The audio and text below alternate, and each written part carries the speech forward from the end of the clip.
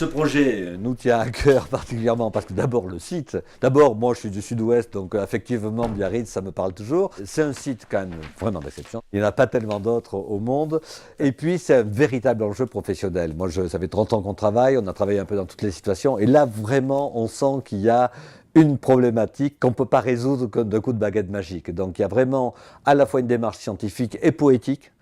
Et c'est ça qui me tient à cœur, c'est de réussir à associer poésie et science, je crois, dans l'aménagement urbain. La problématique générale du lieu, elle est d'abord technique, c'est-à-dire qu'on a un problème de tenue de falaises qui sont effondrées et de maintien de ces falaises par des infrastructures extrêmement lourdes, que sont ces grands murs de béton qu'on voit sur place, ces cheminements perrés, bétonnés, maçonnés, etc. Donc des ouvrages très lourds.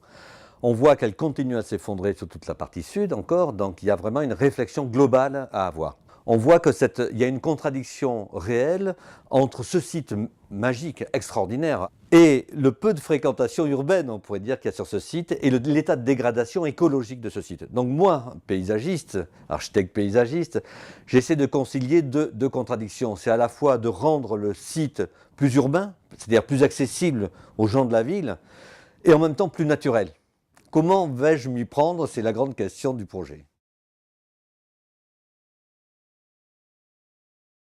Il y a d'autres sites assez équivalents, soit en termes écologiques, soit en termes d'usage et de pratique. Alors, on pense tout de suite à la Californie, parce qu'en effet, il se trouve que ce sont des sites assez équivalents. C'est sur le Big Sur, tout le monde connaît un peu entre San Francisco et Los Angeles, mais qui sont au bout du compte mieux tenus dans le sens où justement la végétalisation qui existe, naturelle sur ces sites-là, maintient mieux les falaises qu'elles ne le maintiennent sur la côte des Basques et sur la côte basque en général, parce qu'il y a une palette végétale et une biodiversité beaucoup plus importante en Californie que sur la côte basque. On voit bien quand on visite la côte basque jusqu'à Hendaye, les côtes sont assez pauvres en biodiversité. Il y a quelques saules, quelques gynériums, justement, quelques herbes de pampa. Et il n'y a pas une multitude de plantes qui peuvent justement tenir ce pari technique de reconquérir la falaise, de la tenir de façon à ce qu'elle ne s'effondre pas, donc, et avoir un système d'enracinement sur ces marnes qui sont en même temps très délicates parce qu'elles empêchent des enracinements. Donc notre souci, nous, c'est de retrouver une grande biodiversité et un dynamisme écologique vraiment du site. Et on a travaillé sur des tenues de terre, des fascinages, des systèmes de fascines qui permettent de tenir la terre, des systèmes de récupération des eaux, par exemple des sources. Il y a un certain nombre de sources qui coulent et qui érodent la falaise. Il faut récupérer l'eau des sources pour permettre de l'arrosage des plantes que l'on va mettre, donc avec de l'eau douce, et qui vont permettre justement de reconquérir cette dynamique végétale. C'est-à-dire qu'on essaie de faire des lieux qui redonnent ce sentiment de nature et qui soient fonctionnels. C'est-à-dire qu'on voit bien que les pins maritimes, dès lors qu'ils s'approchent trop de l'océan, ils vont mourir parce qu'ils ne supportent pas les sels, alors que les pins de Monterey auront une possibilité de tenir mieux les falaises en bordure d'océans et de vagues. On va recomposer en effet, à partir des végétaux qu'on trouve très facilement en fait en Europe, mais on va recomposer cette nature qui est capable de tenir ces enjeux-là, ces enjeux techniques, on pourrait dire, des enjeux techniques.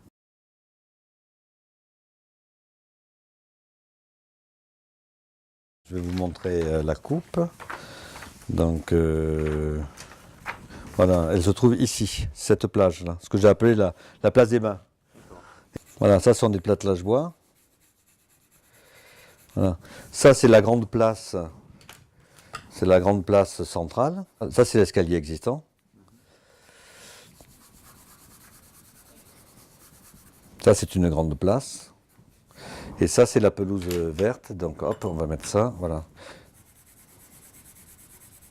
Voilà, ça, c'est la plage verte. Ça, c'est la plage verte. Voilà. Et ça, c'est le cheminement qui est au-dessus.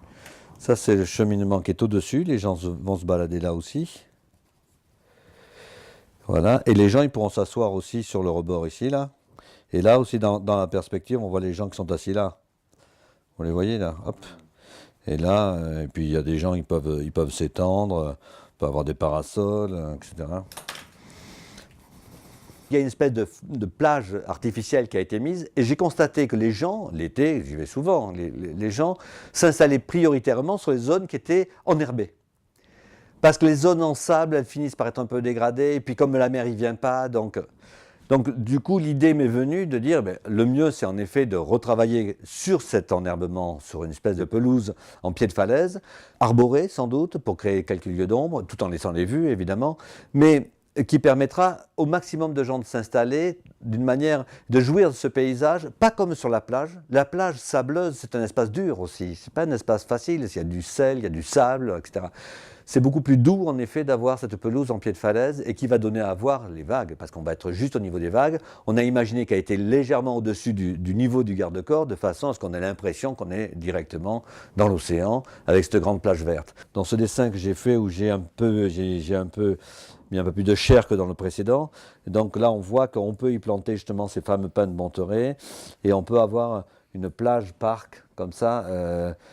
Très à l'image de Biarritz aussi. On ne va pas refaire une plage à landaise à Biarritz. Donc c'est quelque chose d'un peu plus urbain, plus chic sans doute, plus tenu, plus soigné, moins sauvage peut-être, mais c'est vrai que ça ouvre l'usage à une multitude de gens, notamment des personnes âgées ou même des personnes à mobilité réduite, qui vont pouvoir venir à cet espace-là, qui ne peuvent pas faire sur une plage de sable tout simplement.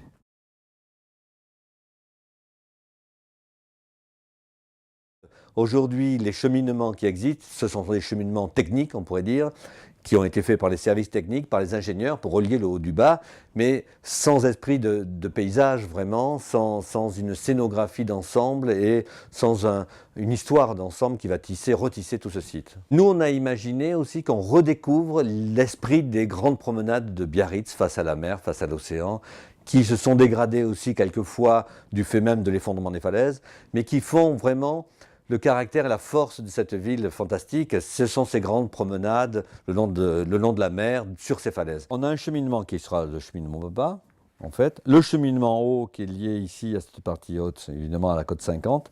Et entre les deux, on a réussi à placer entre ces plateaux qui sont là, deux cheminements, un cheminement à la côte 30, je crois, et puis un autre cheminement ici, qui vont rejoindre l'ascenseur qui monte du haut jusqu'en bas.